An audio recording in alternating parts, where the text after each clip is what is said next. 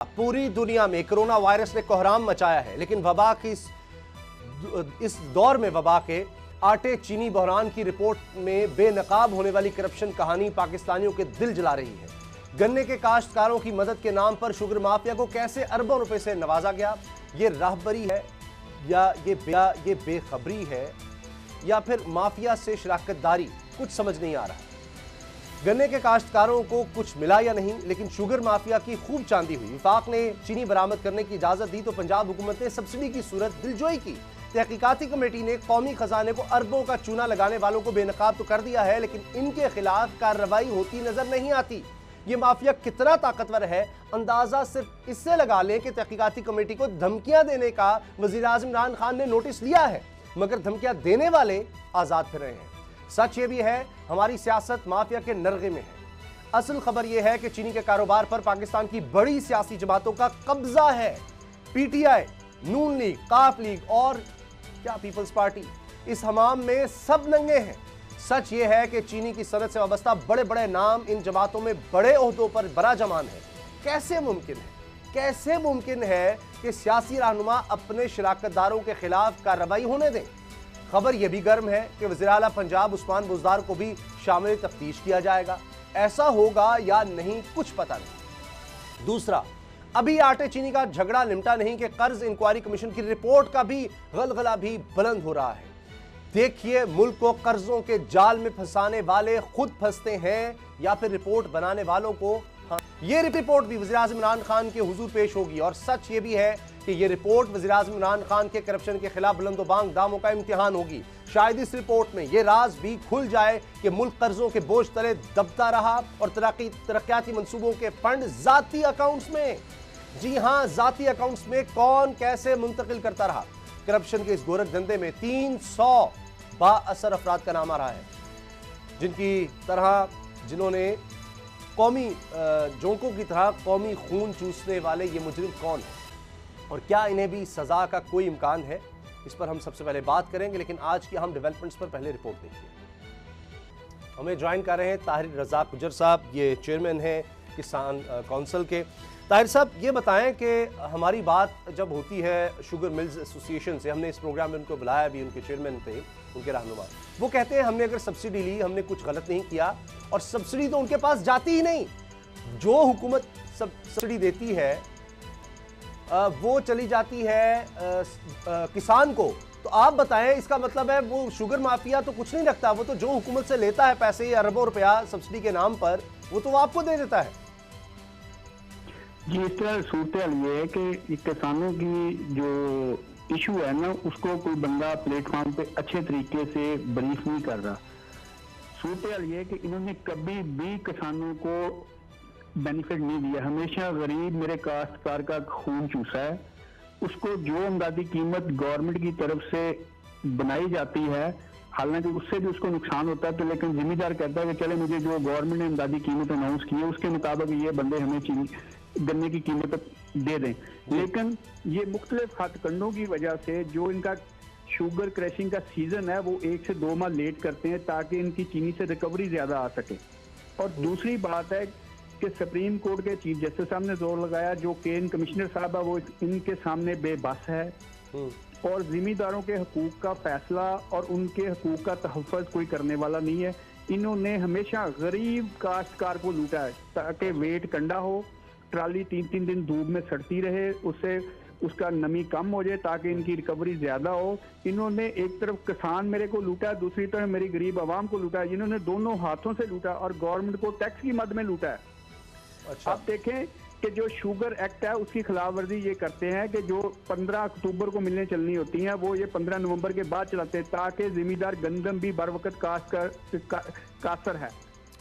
अच्छा, तो ये बताएं, ये जो कहा जाता है शुगर एक्सपोर्ट, हुकूमत ने इजाजत दी थी, हमने अरबों रुपया हुकूमत को कमा कर दिया क्योंकि एक्सपोर्ट हुई तो डॉलर मुल्क में आए, उस पर ये टैक्स रिफंड भी ले लेते हैं कि चूंकि हमने एक्सपोर्ट की थी तो वो टैक्स में इतनी छूट मिलती है, वो बाद में इनको पैसे अरबों रुपया वो भी जाता है। तो 70% कहा जा रहा है अफगानिस्तान में शुगर एक्सपोर्ट की गई, इस पर आप क्या कहते हैं? कहा गया कि वहां पर शुगर है, बाहर भेजी जाए, ये क्या किस्सा है? ये शुगर ज्यादा बाहर नहीं बेचते, ये यहीं पे स्टॉक इनका यहीं पड़ा रहता है। बैंक प्लाज होता है, इनकी मिलें बैंक प्लाज हैं, लेकिन ये गरीब काश्तकार के पैसे नहीं देते साल हर साल। गवर्नमेंट जोर लगा लेती है कि इनको पैसे दें। देखें, अगर इनकी प्रोडक्शन लागत बढ़ी है पिछले 5 साल में, क्या मेरे जिम्मेदार की प्रोडक्शन लागत नहीं बढ़ी? उसका घर का खर्चा नहीं बढ़ा, उसके बच्चों की तालीम का खर्चा नहीं बढ़ा, उसका बिजली का बिल नहीं बढ़ा, उसकी खाद नहीं बढ़ी?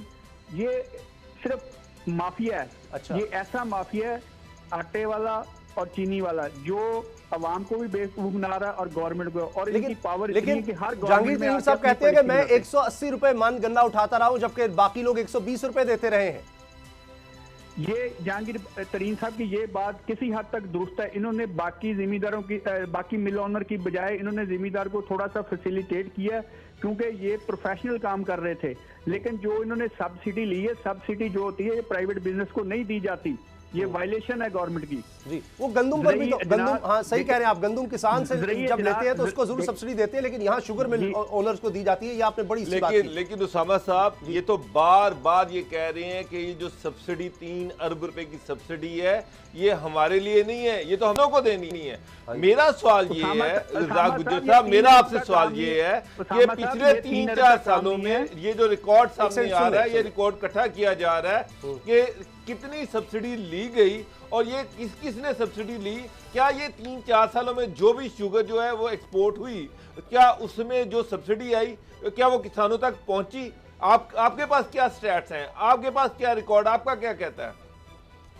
जी, हमारे पास सब्सिडी नहीं पहुंची। असल सूरत ये है कि इन्होंने जो 16 सब्सिडी के अलावा जो 16 रुपए चीनी महंगी की है, उसकी कैलकुलेशन आप करें ना कितने अरबों की बनती है। ये 3 अरब की कहानी नहीं है, ये 80-90 अरब की कहानी है, जो मेरे गरीब काश्तकार की जेब से निकला है। और दूसरा जो इसके बाद इन्होंने 15 रुपए दोबारा चीनी महंगी की है, वो सारब की जेब से निकला है। असल इसकी कैलकुलेशन करें आप, तो सिर्फ सब्सिडी की बात करें, सब्सिडी तो मामूली सी रकम है, उसका तो कोई ऐसा इशू नहीं है। असल इशू है कि जो गरीब काश्तकार से 16 रुपए चीनी, या तो उसको ना गन्ने की कीमत ज्यादा देते, गन्ने की कीमत ये देते नहीं। दूसरा ये सीपीआर जो है जिसकी कोई कानूनी अच्छा, ताहिर साहब मुझे ये बताएं कि ये फ्यूचर ट्रेडिंग क्या बला है, ये क्या चीज है? ये फ्यूचर एडवांस, ये अपने सौदे करते हैं जिसको कहते हैं हम जो सिटे का काम करते हैं, ठीक है जी। चीनी बेसिकली हमें चीनी उतनी बनानी चाहिए जितनी हमारी मुल्क की जरूरत है, क्योंकि हमारे पास नहरी पानी कम है, जमीनी पानी हमारा नीचे जा रहा है। गन्ने की फसल को 21 से 22 पानी लगते हैं, हमें वो फसल काश्त करनी चाहिए जिससे जिम्मेदार का तहफ़्फ़ुज़ हो सके, उसके मईशत बेहतर हो सके और कम से कम हमारा जो पानी है जाया हो सके। सही। ये दुनिया में तो जी बंद हो गया, इस तरह पानी का इस्तेमाल किसी फसल में नहीं होता है, पाकिस्तान इस तरह से कर रहा है। ये क्या लीगल है सट्टेबाजी और ये ट्रेडिंग? जी जी, आपकी इजाजत ताहिर रजाक गुज्जर साहब, आपने जो सवाल किया बड़ा वैलिड है। इसके ऊपर मुझे ये बताएं कि 13 सितंबर 2018 को एक मीटिंग होती है जिसकी टास्क फोर्स लाइव स्टॉक की और जो सारी अपलिफ्ट एग्रीकल्चर, उसकी सरबराही जो करते हैं जहांगीर तरीन साहब एज ए कन्वीनियर, वो मेरे पास डॉक्यूमेंट भी मौजूद है, मिनट्स मीटिंग भी मौजूद है। अब मामला ये है, जिस तरह आपने कहा, बड़ा ज़बरदस्त आपने पॉइंट रेज किया है कि गन्ना जो है वो पानी ऑलरेडी ज़मीन का लेवल जो पानी का नीचे जा रहा है, लोग मर रहे हैं, और दूसरी जानब ये इसका मतलब फ़ायदा भी हमें नहीं है। यानी एक तरफ है जो बाहर अगर भेजें चीनी बना के, उस पर भी गवर्नमेंट को सब्सिडी देनी पड़ती है क्योंकि बाहर चीनी सस्ती है, और अगर वो बाहर भेजें मसनूई किलर से, फिर इधर जो वो सब्सिडी लेते हैं, वो दोनों तरफ से लूटते हैं। तो क्या वजह है जो कपास का ग्रोइंग एरिया है, जो साउथ पंजाब में जहांगीर तरीन जैसे और जो कार्टिलाइजेशन है वो आज कम हो रहा है, जहां दुनिया की बेहतरीन कपास होती है जिसे हम अरबों रुपए का ज़र मुबादला भी कमा सकते हैं, और उसको पानी की बहुत कम जरूरत है। इसके ऊपर कौन एक्शन लेगा, ये किसने काम करना है? जी, ये कॉटन एक्ट की खिलाफ वर्जी है कि जो रहीम यार खां का एरिया है, मुल्तान का एरिया हमारा जनूबी पंजाब का, वहाँ पे गन्ने की जो रिकवरी है ना इससे चीनी की, वो 3 से 4% ज्यादा है।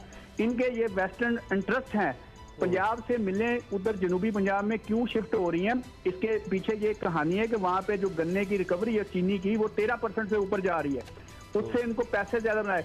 दूसरा, हमारी कॉटन एक्सपोर्ट से हमें ज्यादा पैसे मिलते थे, कॉटन की जो बाई प्रोडक्ट थी उसकी ज्यादा पैसे मिलते। अब आप गन्ने की जो शुगर मिलने हैं, उनकी जो बाई प्रोडक्ट है, अल्कोहल बनती है, उससे जो ये बिजली पैदा करते हैं, उसका तो ये फ्रांसिक एडिट उसका भी करा लें और जिम्मेदार का भी करा लें कि जिम्मेदार को कितने पैसे बच रहे हैं और शुगर मिल ओनर को कितने पैसे बच रहे हैं। बड़ा आपने वैलिड क्वेश्चन, क्योंकि रमजान शुगर मिल जो है, सलमान शहबाज ने एक नीले पीले चैनल पे बैठ के ये कहा था कि हम फोग से, यानी गन्ने का जो फोग है उससे हम बिजली बनाते हैं, और ये बगास यानी है सबसे उनका दुनिया में ही सस्ती, और उसके लिए इंडिया से इंपोर्ट मशीनरी और बंदे जो बुलाया गया वो भी। तो लेकिन नेपरा का जब हम टैरिफ देखते हैं फेस्को का, जो वहां से बिजली दे रहे थे, तो वो तो बहुत महंगा था, तो उस पे होगा तो ये तो और ज्यादा फंस जाएंगे। जी, इसकी मड भी बिकती है अब, पिछले 3-4 साल से ये अपनी मड भी बेच रहे हैं। अच्छा, ये बताएं कि ये जो वज़ीर आज़म ने एक्शन लिया है, आप समझते हैं ये तारीखी है और इस पर आगे कुछ होगा? 25 को कहा जा रहा है, इस पर अभी तो एक्शन होना है 25 तारीख को। एक्शन लेने से जो पीटीआई की पार्टी है उसका मॉरल तो अप हुआ है, लेकिन प्रैक्टिकल हमें नहीं नजर आता कि ये कोई एक्शन लेंगे। ये आ जाके फिर अगले साल गरीब का खून चूसा जाएगा, दोबारा चूसा जाएगा। अच्छा, ये कितना आपकी नज़र में ये ताकतवर है? आप काफ़ी अरसे से आवाज़ उठा रहे हैं, आपने कहा जी अदालतों में भी ये गया, हुकूमतें कहती थी हम कुछ करेंगी। अब इमरान खान साहब ने पहली दफ़ा किया, कोई नहीं कर सका, लेकिन हमें तो ये पता चल चुका है, नज़र आ चुका है कि अहम तरीन ओहदों पर ये लोग फाइज हैं, तो इनके खिलाफ एक्शन कैसे होगा? जी, इनमें असल होता यह है कि जो शुगर मिल एसोसिएशन है वो अपने हर गवर्नमेंट में 2-3 बंदों को प्रमोट करके भेजती है ताकि अपनी मर्जी की पॉलिसी बनवा सकें। ये पिछले 30-32 साल से यही प्रैक्टिस चल रही है, चाहे नून लीग की गवर्नमेंट आ जाए, पीपल्स पार्टी की आ जाए, काफ लीग की आ जाए, या मुशर्रफ दौर आ जाए, या ये पीटीआई आ जाए। इनके बंदे जो हैं वो हमेशा पावर में होते हैं। पावर में इसलिए होते हैं कि इनके पास सरमाया बहुत ज्यादा है, जिम्मेदार टुकड़ों में बटा हुआ है। जिम्मेदार 12 एकड़ से कम तो 87% जिम्मेदार है, वो अपने रोजमर्रा के काम में बिजी है बेचारा। चेयरमैन किसान काउंसिल ताहिर रज़ाक गुज्जर साहब, बहुत शुक्रिया आपके वक्त का। क्या आप कोरोना के खौफ से हैं डिप्रेशन का शिकार? अब ना हो परेशान, बोल ला रहा है महफूज पाकिस्तान के तहत डॉक्टर ऑनलाइन। माहिरीन सेहत से पूछें कोरोना से मुताल्लिक अपने सवालात। राब्ते के लिए फोन उठाएं और डायल करें 021-350-91425, 021-3509-1433। लाइव कॉल्स दोपहर 2 से 3 और शाम 5 से 6 के दरमियान।